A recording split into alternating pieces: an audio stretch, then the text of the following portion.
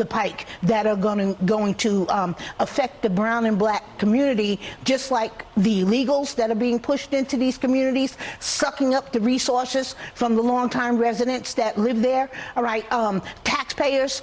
Poor taxpayers are now going to have to foot the bill for these people, and we can't even afford to pay our own rent.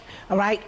Now we have tax coming down to programs and different things that are going to be cut directly from our community to pay for illegals. All right.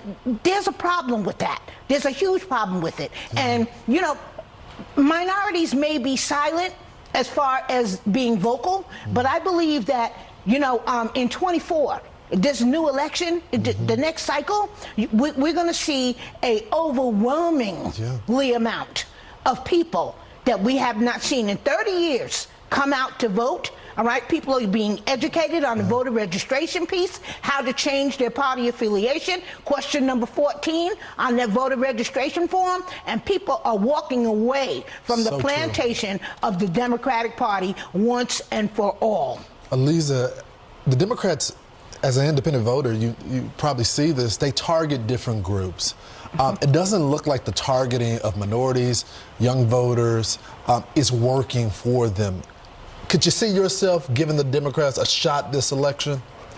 I really am focused right now on the security of this country, and which I do think is tied directly to the security in Israel, the only democratic state in the Middle East. So for me, my issues, which are normally, you know, abortion and rights and equality for everyone, right now I am a single issue voter. So I will vote for whoever I think is the strongest on those subjects. Speaking of abortion, Stephanie, it looks like the Democrats are going to double down on that being the main issue.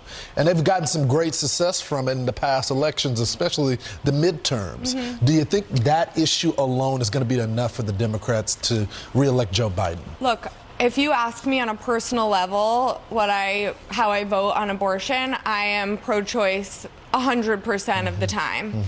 However, to me, it's a secondary issue right now. First, we have to make sure that America is around for the next 4 years and not turned into another country that's part of the Middle East. I mean, I'm serious. This is a real threat to democracy. We're seeing it unravel in front of our own eyes, and we're not doing anything to combat it. So I can wait and talk about abortion later, but I also want to point out that for the first time, abortion rights were reduced under President Biden. That was not under a Republican leader. So I think it's totally irrelevant who our president is if we're really talking about concretely when rights are altered. Such a good point. Mayor and Sergio, I only got about 30 seconds. If you had the opportunity to speak to the president, what would you tell him?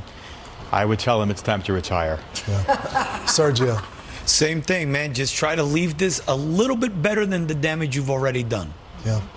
Well, he said he was going to unify the country. I don't think he meant by unifying the country against him. 70% of the country say we're heading down the wrong direction.